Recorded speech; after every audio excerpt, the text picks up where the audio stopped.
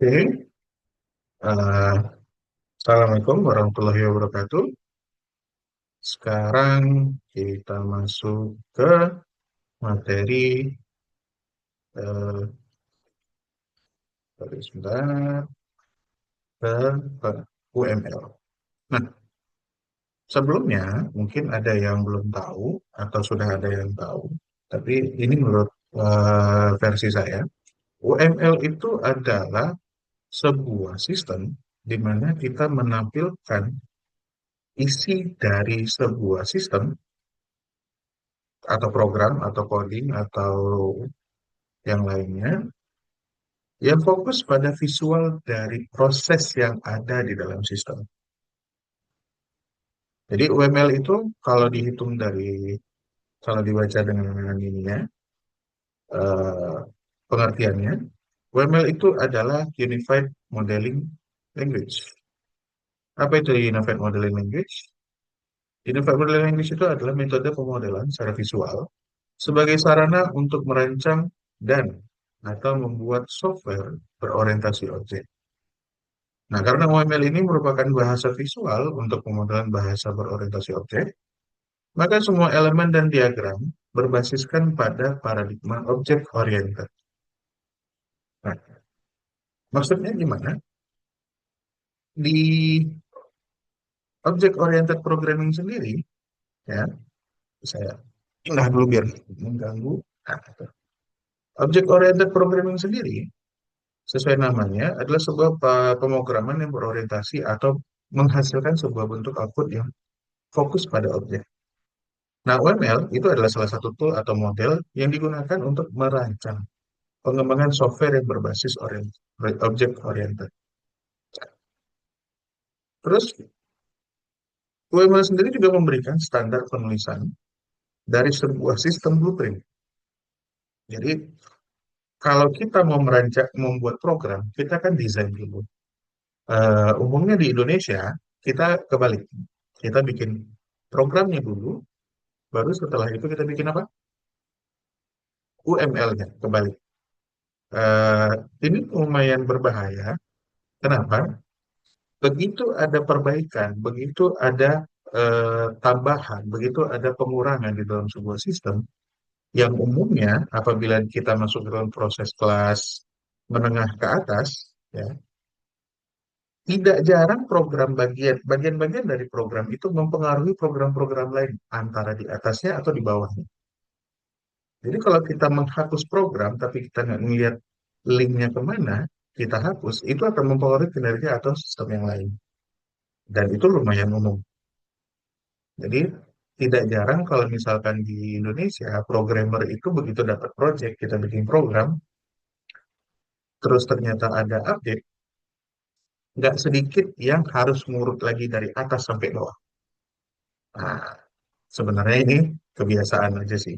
Tapi di Indonesia umumnya kita temukan yang seperti itu. Nah, yang selanjutnya, blueprint tersebut meliputi konsep bisnis proses, penulisan kelas-kelas dalam bahasa programming spesifik, skema database, dan komponen-komponen yang diperlukan dalam sistem software. Nah, jadi maksudnya gimana? Software-software ini. Jadi kita cuma di UML itu fokus pada menampilkan visual, konektivitasnya, hubungan-hubungan antar kelas, antar model, antar modul, hubungan-hubungan antara kelas, subkelas, dan tema, dan lain-lain. Tujuannya untuk apa? Untuk mempermudah melihat konektivitas atau hubungan dependensi dan juga keterkaitan antar masing-masing model. Oke, lanjut.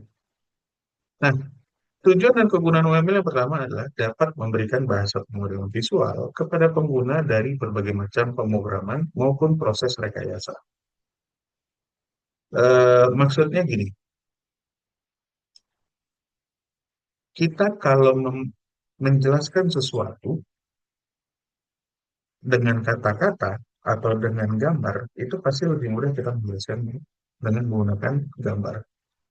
Nah, konsepnya sama. Kayak kita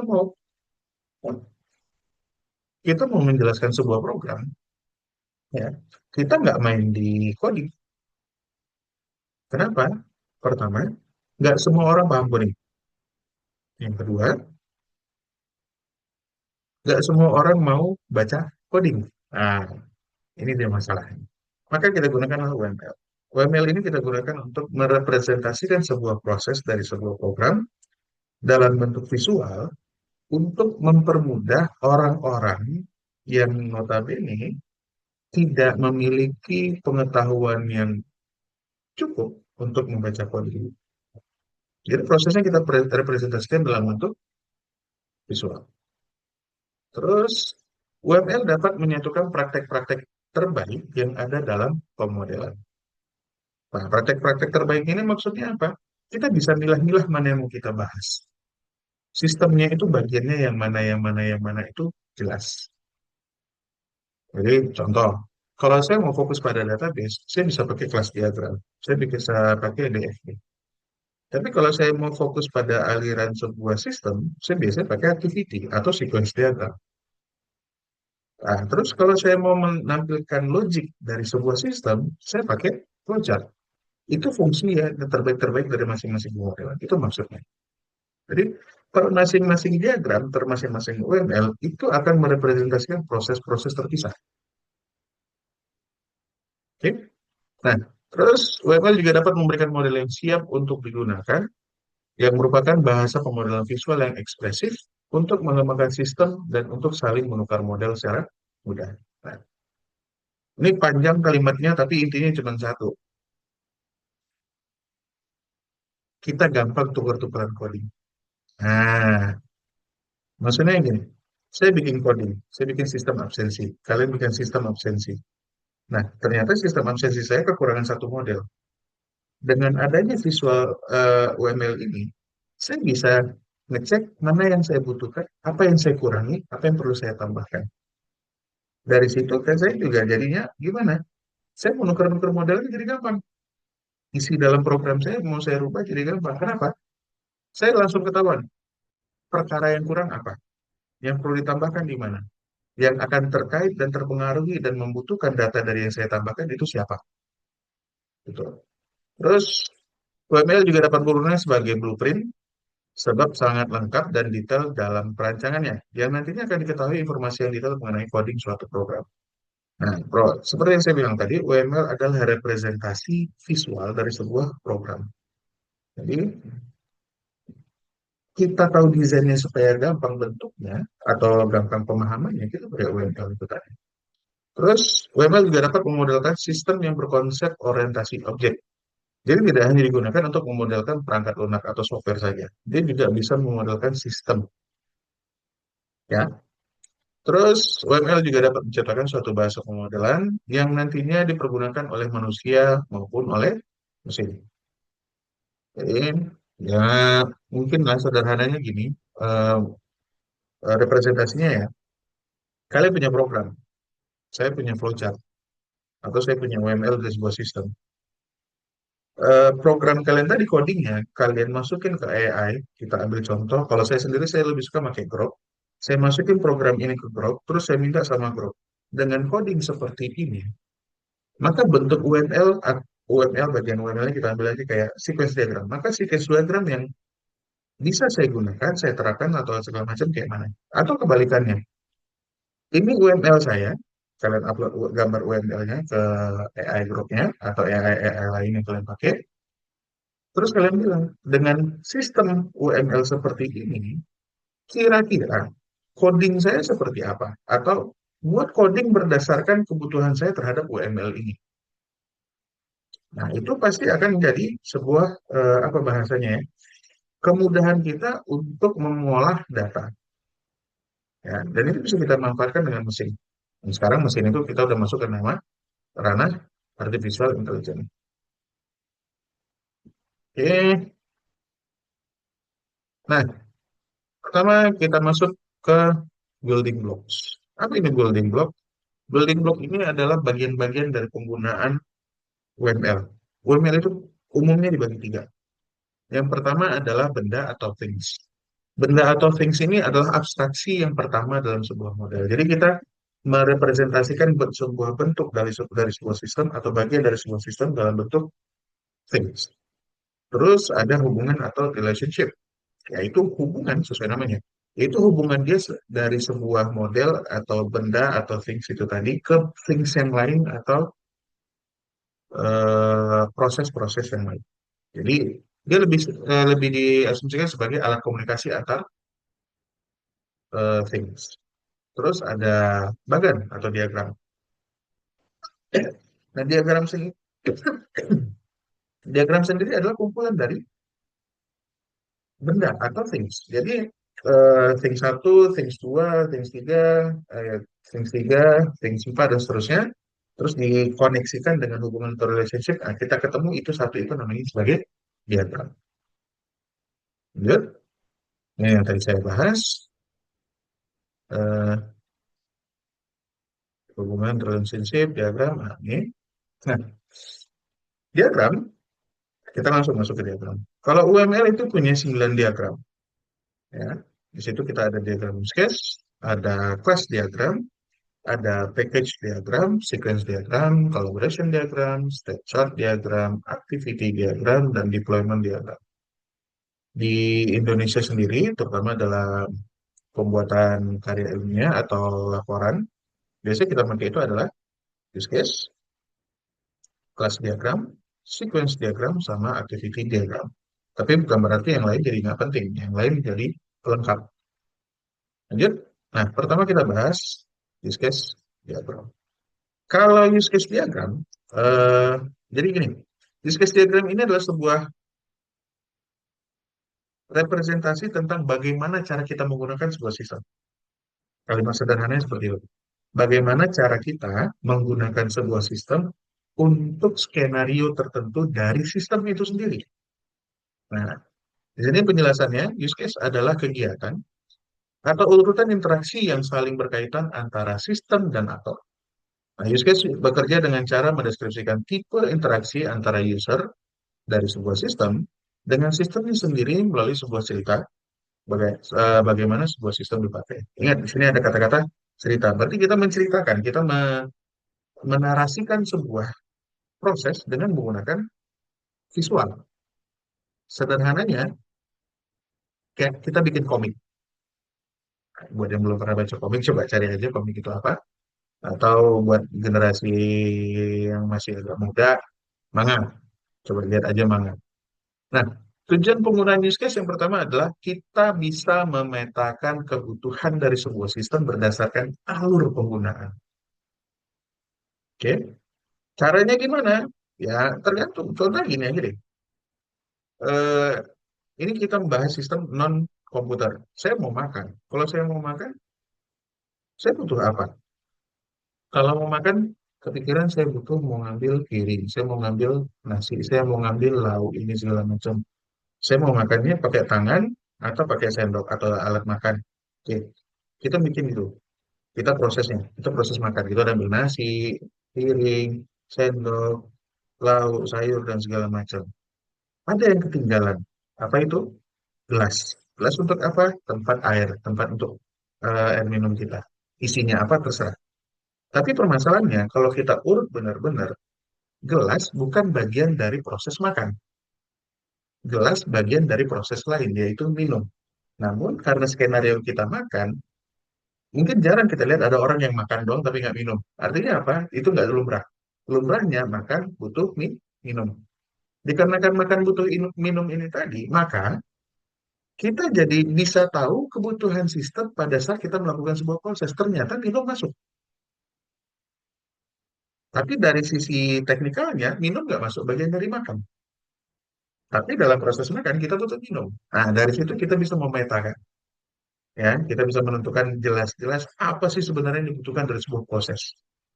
Nah, kalau kita masuk ke dalam eh, sistem dalam artian program, itu panjang itu. Dan itu sangat sangat membantu bagaimana cara kita membuat sebuah sistem. Kenapa? Ini mohon maaf, kalimatnya agak gimana. Setiap orang setelah buat program akan berasumsi bahwa programnya paling bagus.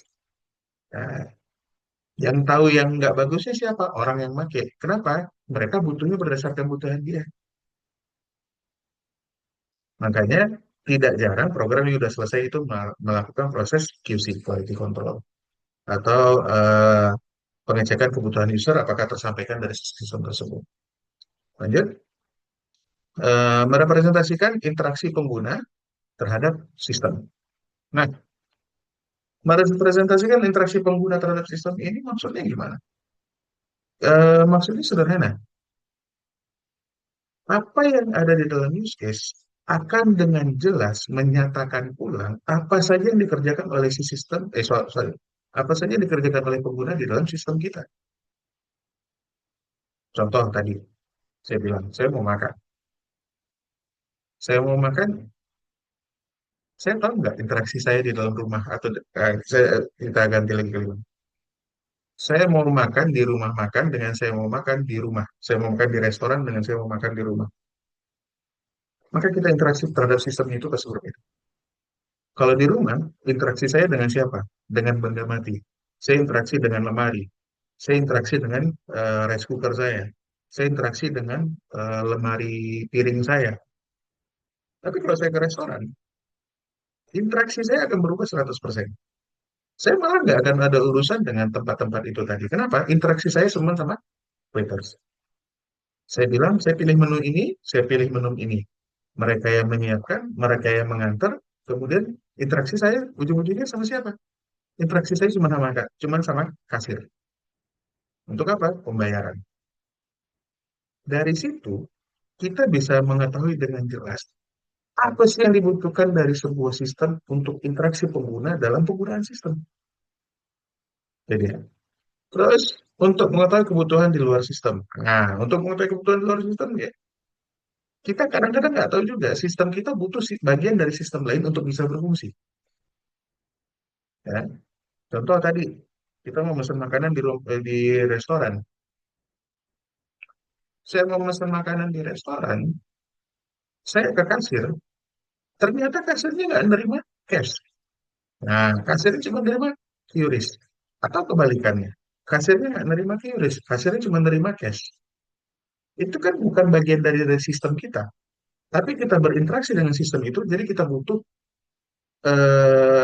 sistem kita butuh interaksi dengan sistem luar atau parameter-parameter dari luar sistem. Itu kan bisa dengan jelas kelihatan kalau kita melihat use case diagram. Ya, lanjut. Ini bagian-bagian atau komponen-komponen dari use case. Di sini ada aktor, ya, yang stick figure ini. Aktor ini akan merepresentasikan seseorang atau sesuatu, seperti perangkat atau sistem lain, yang berinteraksi dengan sistem. Jadi ini kita sedang mengotak-atik sistem atau pakai sistem. Dan di sini ada use case, ini adalah gambaran fungsionalitas dari sebuah sistem, sehingga customer atau pengguna sistem paham dan mengerti bagian kegunaan sistem yang akan dibangun. Terus ada association, yaitu simbol yang digunakan untuk menghubungkan antara aktor, sorry, untuk menghubungkan aktor dengan use case. Terus di sini ada generalisasi, digunakan dalam hubungan antara kelas induk dengan turunannya. Ya, maksudnya ya tadi, saya mau pesan makanan, saya ngomongnya kan sama waiters, tapi waiters nanti akan berinteraksi dengan siapa? Dengan dapur. Dapur kemudian akan berinteraksi dengan siapa? Koki. Koki akan berinteraksi lagi dengan dapur, menghasilkan produk, ini bla bla bla bla, sampai akhirnya kita bayar. Jadi generalisasi ini bagian sistem yang mana menggunakan bagian sistem yang mana. Nah, itu dia bahasanya. Terus ada include. Include menunjukkan bahwa suatu use case seluruhnya merupakan fungsionalitas dari use case lain. Jadi, ya itu tadi saya bilang, saya mau bayar, ternyata mereka nggak nerima cash, mereka memakai QRIS, berarti saya menggunakan sistem lain untuk sistem saya. Itu dia. Jadi include QRIS dalam proses makan di restoran. Nah, gitu contohnya. Dan di sini ada lagi namanya extend. Extend menunjukkan bahwa suatu use case merupakan tambahan fungsional dari use case lainnya jika suatu kondisi terpenuhi. Nah, ini lain lagi. Kalau extend, itu istilahnya kita digunakan oleh orang. Restoran, customer, itu digunakan sama siapa? Dapur. Karena kalau nggak ada user atau nggak ada pelanggan, dapur juga nggak masak apa-apa. Jadi, kita merupakan kebutuhan dari sebuah sistem yang lain. Itu dia bahasanya. Nah, di sini ada contoh use case-nya. Eh, Di sini sistemnya adalah absensi TK bersama. Ada dua aktor, yaitu tenaga kependidikan dan guru pendidik. Jadi ada ya ini orang TU satu, guru gurunya satu. Nah, di sini kita bisa lihat setiap aktor memiliki levelnya masing-masing. Level itu maksudnya gini, bagian mana yang bisa dia akses, bagian mana yang tidak bisa dia akses. Guru pada umumnya hanya akan mengakses eh, ini absensi siswa, mengisi data kelas, dan juga mengisi data siswa. Oke? Tapi di sini kita lihat tenaga kependidikan juga memiliki akses yang lain. Ya, melihat laporan akhir, mengelola data guru, mengelola data murid, mengelola laporan, mengelola data user. Sedangkan di sini nggak ada bisa mengakses yang apapun yang diakses sama admin. Tapi ada yang bisa diakses juga. Contoh di sini ada dua. Data siswa sama data kelas. Ada di sini semua. Terus semua sistem ini, nah, lihat bahasanya include login. Jadi sistem ini akan menggunakan data login. Karena kalau login nggak dilakukan, maka ini nggak akan bisa diakses. Nah, itulah bahasanya. Jadi di sini kelihatan jelas. Jadi ternyata guru pada saat ngajar itu bukan cuma ngajar aja, di belakangnya terjadi proses administrasi, ya, mengisi data guru, mengisi data murid, mencetak laporan, membuat laporan dan lain-lain. Previous case. Oke, lanjut. Ntar saya gedein dulu.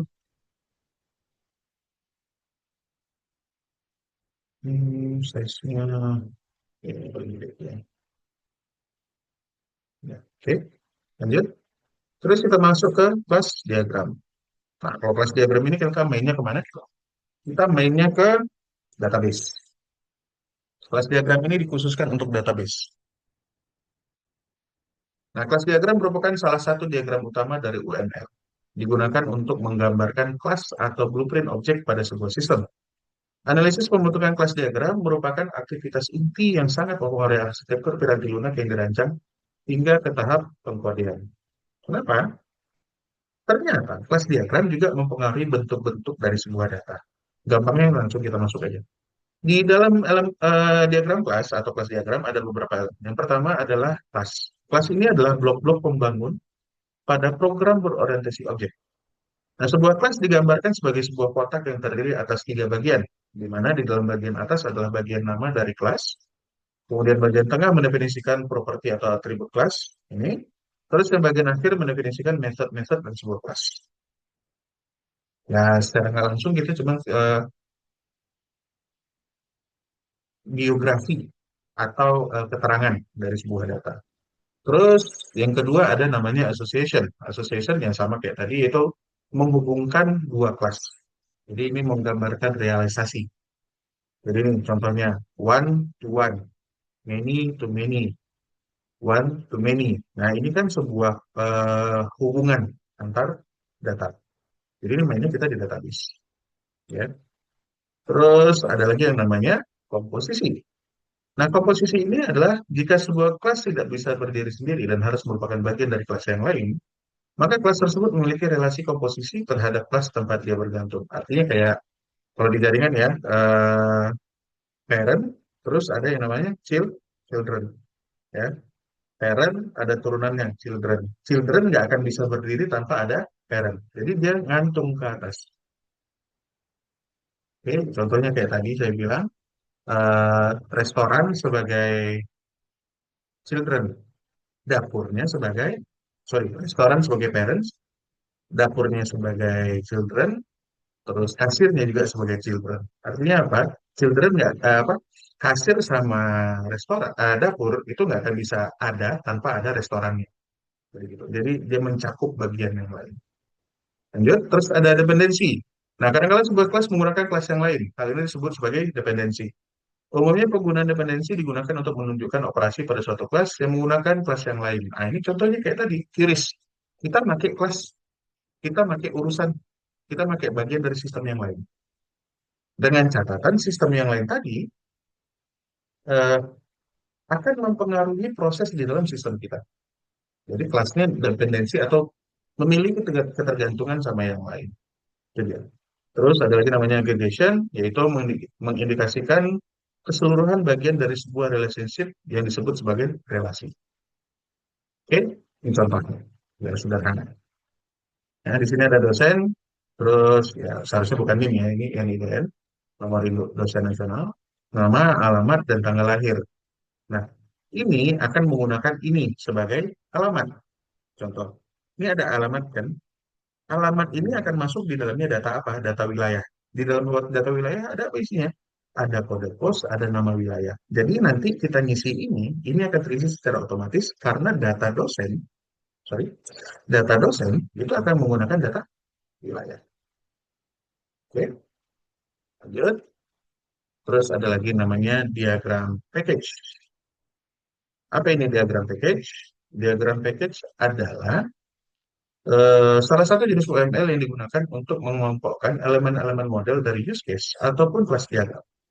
Biasanya package diagram merupakan digunakan pada kumpulan sistem yang besar. Karena dengan adanya diagram ini dapat mempermudah pembacaan dan pembuatan sistem dengan cara mengumpulkan atribut-atribut yang sejenis. Simpelnya gini, diagram package digunakan untuk eh, sebuah sistem besar, ya, yang kemudian akan dibagi berdasarkan divisinya masing-masing atau kegunaannya masing-masing. Terus kita masukkan dia dalam sebuah kotak lagi. Jadi asumsinya kayak ada satu lemari gede, ya satu lemari gede, ya. Terus di dalam satu lemari gede ini ada kotak-kotak kecilnya lagi di dalam. Kotak-kotak kecil ini akan menentukan apakah dia berhubungan dengan, kita akan tentukan apakah dia menggunakan yang lain, gabungan antara paket yang lain atau lain-lain seterusnya. Tapi dia merupakan bagian dari satu sistem yang besar itu tadi. Nah, ada dua tipe dependensi khusus yang didefinisikan pada antar paket. Yang pertama adalah import, yaitu paket yang meminjam paket lain yang bertipe publik. Istilahnya kayak kalau di Java itu sama kayak sistem atau kelas yang bertipe publik terus kita pakai lagi di bagian program atau kelas yang lain. Terus ada paket merge. Nah, merge ini lebih ke hubungan terarah antara dua paket yang menunjukkan bahwa konten dari suatu paket diperluas oleh konten paket lain. Kayak, nah, gitu. Di sistem kasir itu pasti ada namanya diskon. Tapi kasir untuk proses jual beli dan untuk proses pembelian itu tidak sama dengan konten diskon. Tapi konten diskon digunakan berdua sama konten kasir untuk proses penghitungan untuk menentukan jumlah akhir. Artinya apa? Dua sistem terpisah, tapi dalam satu proses yang sama menghasilkan satu output yang dibutuhkan oleh salah satu atau kedua-duanya model atau package yang berbeda. Oke, lanjut. Terus ini ada simbol package diagram ya. Ini tadi ya, package yaitu sekelompok elemen-elemen model. Gambarnya kayak file. Ya, di dalam file ada kertas, kertas-kertasnya yang bagian-bagian itu yang disebut dengan nama model-model tadi. Jadi file ini adalah kumpulan model. Terus ada lagi namanya import. Nah, import ini adalah suatu dependensi yang mengindikasikan isi tujuan paket secara umum yang ditambahkan ke dalam sumber paket. Berarti paket masuk ke dalam paket. Ya, package masuk ke dalam package. Terus ada lagi namanya akses. Itu satu dependensi yang mengindikasikan isi tujuan paket secara umum yang bisa digunakan pada nama sumber paket. Ya, sama kayak tadi. Ada paket namanya wilayah, ada paket namanya identitas dosen. Ya, sorry, data dosen. Paket di wilayah kemudian digunakan atau diakses oleh paket data atau informasi dosen. Lanjut. Terus ada lagi yang namanya diagram sequence. Nah, kalau diagram sequence ini ada lumayan, gimana bilangnya? Dia dibilang susah enggak, dibilang gampang juga enggak, tapi sangat krusial untuk UML.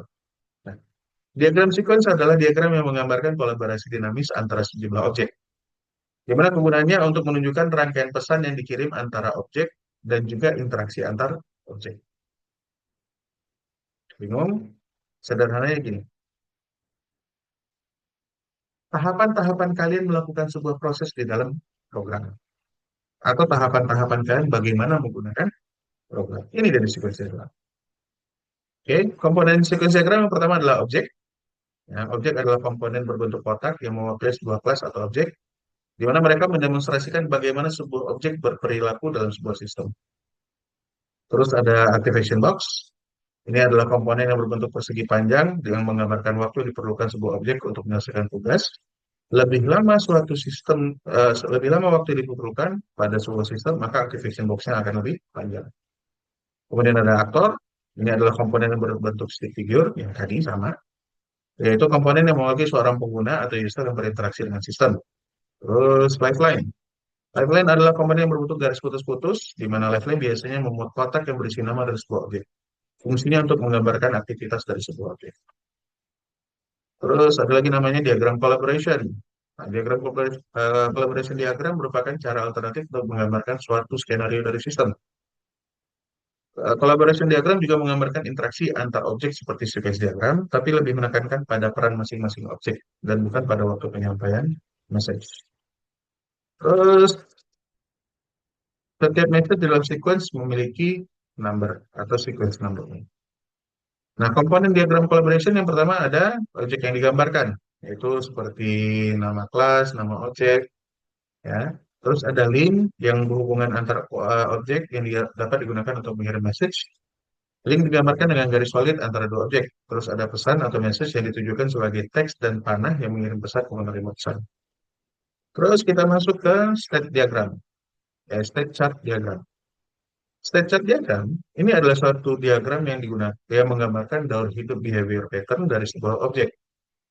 Dari awal objek tersebut diinisialisasi sampai di destroy, menggambarkan transisi dan perubahan keadaan dari satu state ke state yang berbeda atau state lainnya, di mana suatu objek pada sistem sebagai akibat dari stimulan yang diterima. Sederhananya gini, kita ibaratkan kayak lagi main game.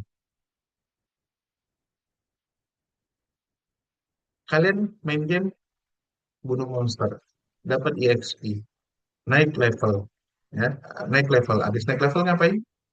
Eh, Milih chart perkembangan karakter, mau naikin agility, mau naikin strength, mau naikin akurasi, mau naikin critical, dan lain-lain.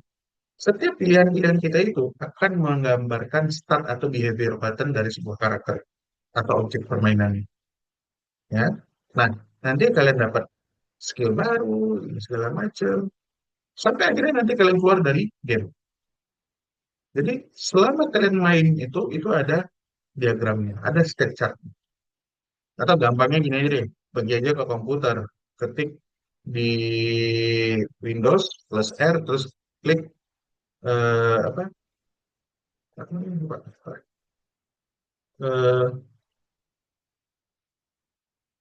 Eh, Task Manager, cek CPU. CPU kan ada tuh, naik turun, ya kan, naik turun juga. Nah, itu yang disebut dengan nama state, dia, state chart. Chartnya, stimulannya itu gimana? Setiap kali kalian buka aplikasi, RAM-nya naik. Setiap kali kalian close aplikasi, RAM-nya turun. Setiap kali kalian akses atau data yang besar, CPU-nya naik. Nah, kayak gitu. Oke, lanjut. Tujuan set diagram adalah memodelkan behavior atau method dari life cycle sebuah kelas atau objek. Terus memperlihatkan urutan kejadian start atau state yang dilalui oleh sebuah objek, yaitu transisi dari sebuah state ke state yang lainnya. Sama, kita mau melihat komputer kita lemot nih. Kenapa? Kita bisa masuk ke task manager, kita cek. Oh, ternyata CPU-nya pada saat itu aksesnya lumayan tinggi, bisa 60%, bisa 70%. Berarti ada yang pakai data dengan banyak. Bisa kita lalu. Life cycle-nya bisa kita lihat. Itu contoh. Lanjut. Ini simbol state chart.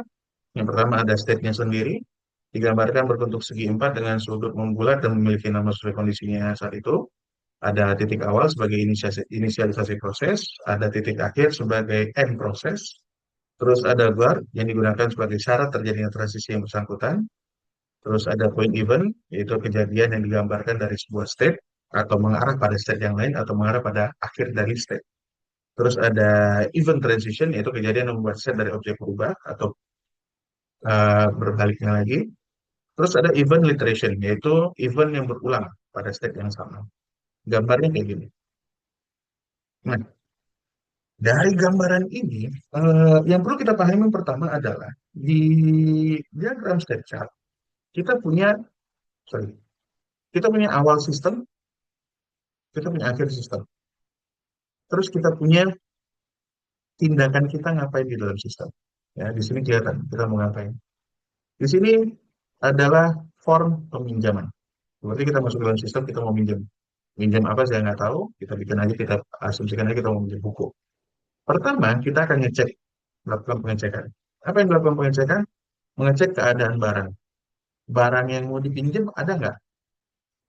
Jadi ini istilahnya adalah kayak di perpustakaan, saya orang perpustakaan, ada orang mau pinjam buku, maka saya masukkan ke halaman khusus untuk peminjam buku atas nama si user. Nah, di sini apakah barang memenuhi syarat, alias apakah barangnya ada, si peminjam terdaftar, tidak dalam keadaan menunggak buku yang belum dikembalikan dan lain-lain. Nah, di sini ada persetujuan peminjaman dan penyerahan barang. Artinya apa? Setelah saya masuk persetujuan dan persetujuan dilakukan atau disetujui, maka saya melakukan persetujuan peminjaman dan saya melakukan penyerahan barang. Berarti ada dua proses yang terpecah dari proses persetujuan.